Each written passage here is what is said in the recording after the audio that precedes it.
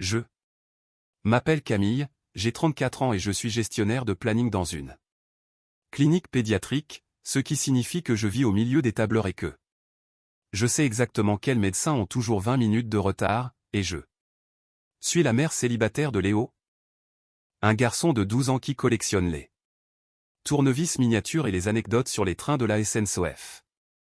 Dans ma famille, je suis la personne fiable, celle sur qui on compte, ce qui s'est transformé avec le temps en plan de secours, puis en bouc émissaire des cons. Reçoit un nom. Ma sœur, c'est Élodie, elle a 31 ans et c'est la préférée, le genre de personne qui entre dans une pièce et que la lumière semble naturellement favorisée. Elle travaille dans le conseil en réseaux sociaux, ce qui, chez nous, signifie qu'elle est débordée même quand elle est affalée sur le canapé. Maman l'appelle notre miracle, alors que papa n'est plus là depuis que j'étais au lycée et nous disons qu'il est quelqu'un de compliqué pour gagner du temps. Le baptême du bébé d'Élodie a eu lieu un dimanche de mai avec de la dentelle blanche, des petits chaussons en satin et une salle des fêtes louée, avec des chaises dorées et un mur de fleurs artificielles pour les photos. J'avais apporté un gâteau de couche si parfait qu'il semblait avoir été conçu par un ingénieur, et Léo portait cette chemise qu'il déteste parce qu'elle a des boutons, mais il les a gardés fermés. Nous étions assis à une longue table près du buffet des desserts où était écrit « Béni » en lettres calligraphiées. Les discours ont commencé, le parrain a fait une blague sur le manque de sommeil, la marraine a pleuré, puis Élodie s'est levée, a tapoté son verre avec une fourchette et a haussé la voix pour que tout le monde l'entende. Au moins, mon bébé grandira avec un père, a-t-elle dit en souriant à la foule, la main posée sur la tête du bébé, ajoutant que certaines d'entre nous faisaient de meilleurs choix, et les gens ont ri alors que cette phrase se répandait dans la pièce comme une nappe d'huile. Je suis resté impassible parce que j'ai l'habitude. Mais j'ai senti les épaules de Léo se crisper et maman s'est penchée vers moi pour murmurer que certaines personnes faisaient simplement les mauvais choix. Comme si on échangeait des recettes de cuisine. J'ai pris une grande inspiration. En regardant Léo qui fixait sa serviette comme s'il essayait de disparaître. Dedans, j'ai posé ma main sur son dos en frottant doucement mais je n'ai rien dit, car c'est mon rôle depuis des années, empêcher la température de monter. Soudain, il y a eu un léger bruit de chaise et Léo s'est levé, sans hausser le ton, sans regarder Élodie avec agressivité, il avait juste l'air confus, comme les enfants quand les adultes racontent une blague qu'ils ne comprennent pas. Tante Élodie, a-t-il demandé, est-ce que l'histoire de Lyon est toujours un secret? Le silence qui a suivi n'avait rien à voir avec du respect, on a juste entendu une fourchette teintée contre une assiette et le digi s'est baissé. Comme s'il avait fait tomber quelque chose car le silence rend les gens nerveux. Le sourire d'Élodie s'est figé et elle a demandé d'un ton trop enjoué de quelle histoire de Lyon il parlait. Léo m'a regardé comme si je pouvais traduire, car il avait surpris des mots qui ne lui étaient pas destinés sur un haut-parleur. Des mois plus tôt, sans en comprendre le sens, sachant seulement que cela ressemblait à un secret lié à mon nom. Rassieds-toi, mon chéri, ai-je dit. Doucement, mais il a continué en demandant s'il s'agissait de l'histoire de la carte à mon nom, comme s'il essayait de nous aider à rassembler les morceaux. J'ai dit fermement à Léo de s'asseoir, il a obéi en paraissant à la fois petit et courageux. Le bébé a pleuré, quelqu'un a toussé, et le digi a monté la musique. Trop fort comme si le volume pouvait éponger les sentiments tandis qu'Élodie riait d'un rire séquent disant que les enfants disaient n'importe quoi et que le gâteau arrivait.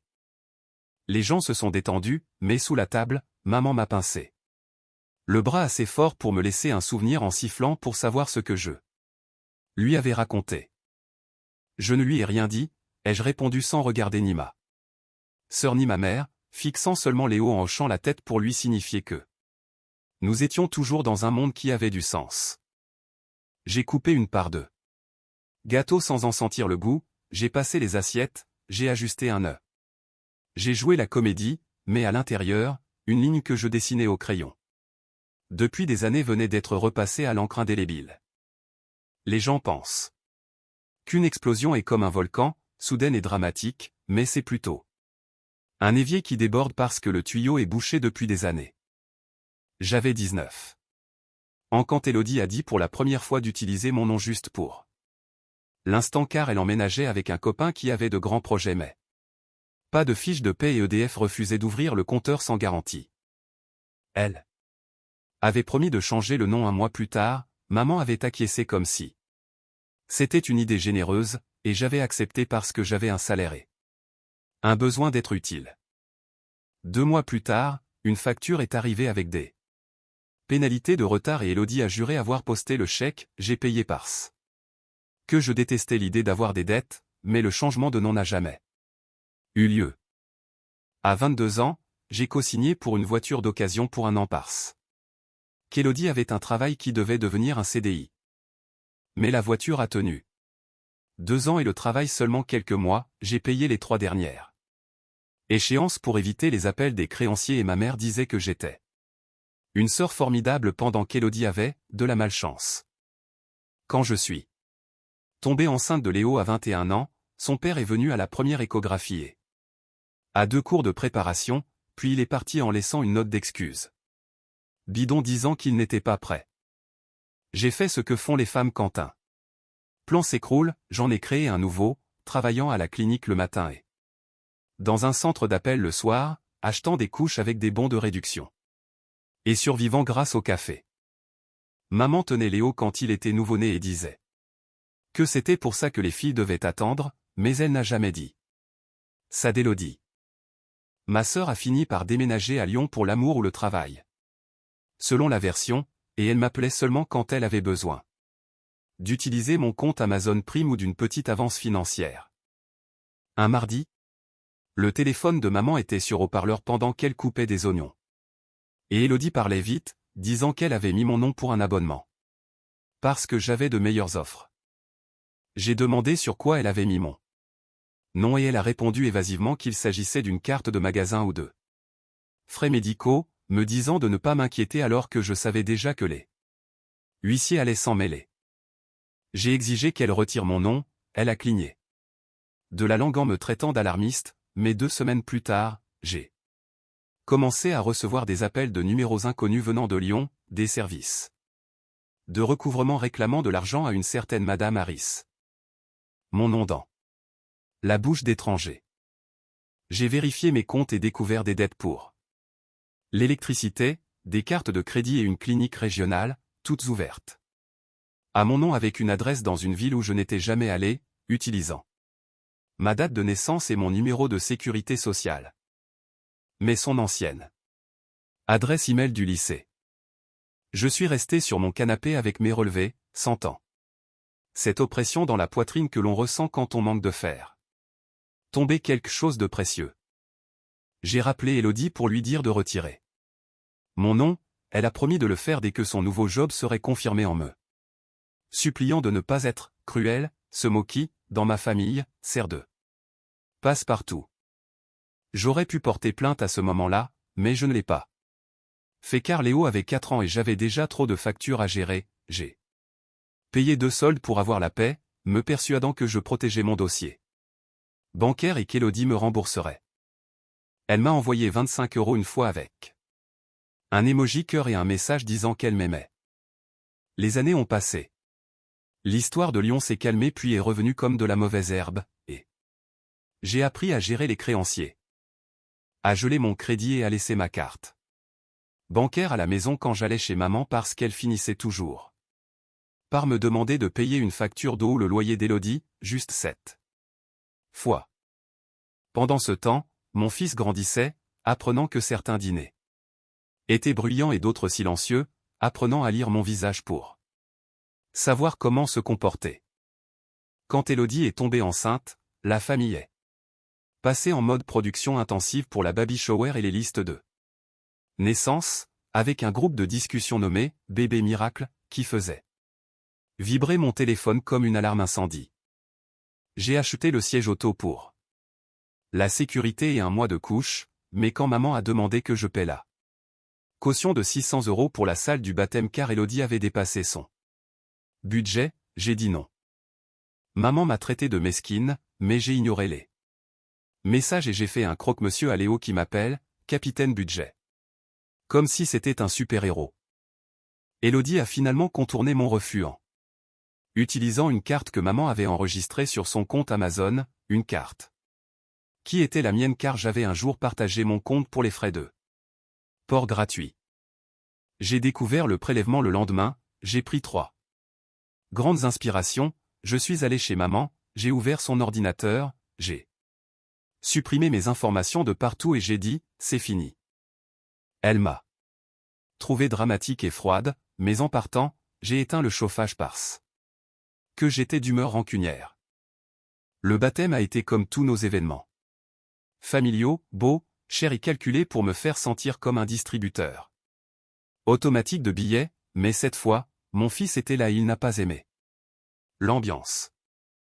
Il m'avait entendu au téléphone 2 mois plus tôt parler fermement à une certaine Brenda de Lyon, expliquant qu'il s'agissait d'une usurpation d'identité et que je ne paierais pas. Il avait entendu maman demander à Élodie si elle avait réglé l'affaire de Lyon, et Élodie répondre que c'était géré. Ce qui chez nous signifie qu'on attend que ça explose à nouveau. Alors, quand Léo a posé sa question au milieu du baptême, il n'était pas cruel, il était juste honnête, il a dit tout ce que tout le monde voulait garder secret. Nous sommes partis tôt, j'ai remercié l'organisatrice par message car je refuse de rendre le travail des autres plus difficile, et j'ai emmené Léo manger des frites sur le parking d'un fast-food. Il m'a demandé s'il avait tout gâché, j'ai répondu que non, qu'il avait juste posé une question. J'ai réalisé que Jean avait fini d'être celle qu'on dépouille avant de s'en moquer, celle qui paie. À qui on dit qu'elle a fait les mauvais choix. En rentrant, j'ai mis un film pour Léo et j'ai sorti mon dossier étiqueté « Lyon », contenant tous les rapports de crédit et les lettres d'huissier, j'ai ajouté une chronologie précisée. J'ai contacté une aide juridique ainsi qu'un avocat spécialisé recommandé par une amie infirmière. J'ai rempli la plainte pour usurpation d'identité que j'avais commencé des mois plus tôt, j'ai gelé mes comptes et j'ai ouvert un nouveau compte bancaire dans un autre établissement par précaution. Ensuite, j'ai envoyé une capture d'écran de la plainte à maman et Élodie en leur disant que nous allions désormais faire les choses à ma façon, elles avaient 72 heures pour retirer mon nom de tout contrat, rembourser les 2518 € de dette à Lyon par virement uniquement, et ne plus jamais m'utiliser, moi ou mon fils, dans leur blague. Maman a répondu que je faisais une scène et qu'on ne traînait pas sa famille en justice, Élodie m'a traité de méchante, mais j'ai répondu que ce n'était pas de la vengeance, mais une page qu'on tourne. 30 minutes plus tard, j'ai ignoré leurs appels, j'ai laissé Léo avec une voisinée. Je suis allé chez maman pour leur parler en face. Elles étaient dans la cuisine, Élodie avec le bébé sur la hanche et maman prête pour un monologue dramatique, mais j'ai posé le dossier sur la table et je me suis assise calmement. Élodie a dit que je l'avais humiliée, j'ai répondu qu'elle s'était humiliée toute seule, ainsi que moi et mon fils. Maman a tenté de dire que c'était une blague, mais j'ai insisté sur le fait que c'était un message clair visant à me discréditer.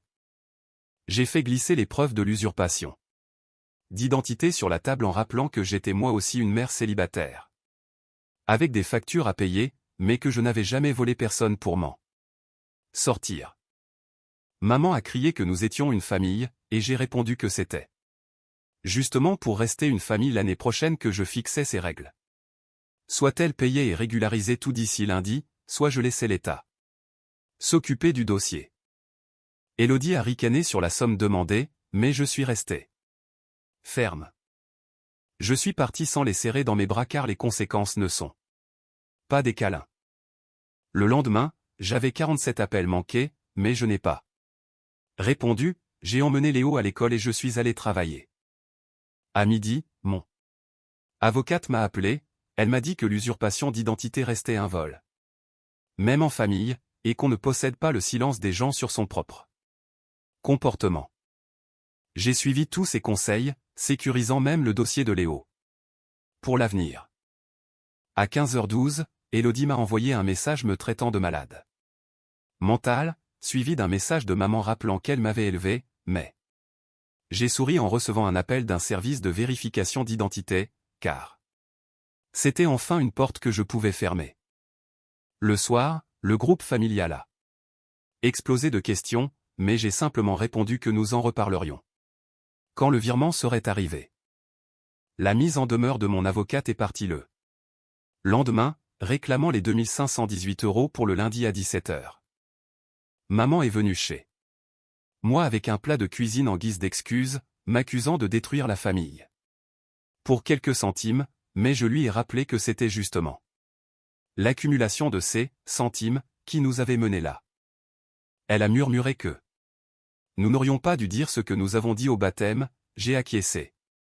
Elle a dit que j'étais devenu dur, j'ai répondu que j'étais simplement devenu inaccessible.